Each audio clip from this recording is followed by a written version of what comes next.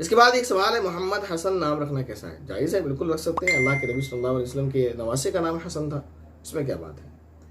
इसके बाद एक सवाल है कि हमारे इमाम साहब महराब में नमाज़ पढ़ते हैं, तो किसी ने ये कहा कि महराब में नमाज़ पढ़ना मुनासिब नहीं है, लेकिन इमाम साहब महराब ही में नमाज़ पढ़ते हैं। आप मसले को वाज़ेह फरमाएं, बड़ी मुश्किल से मसला रखा है।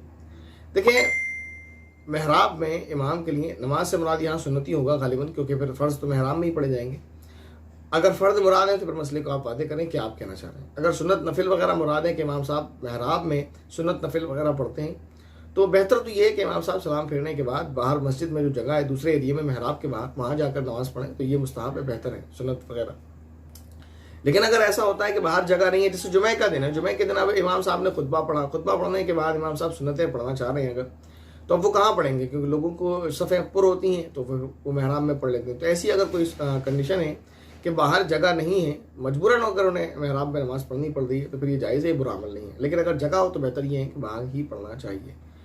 ये आपके चंद सवालात आपके लिए गए, उनके जवाबात आपको दिए गए। उम्मीद है आपको समझ आ गए होंगे। अस्सलामु अलैकुम रहमतुल्लाहि व बरकातुहू।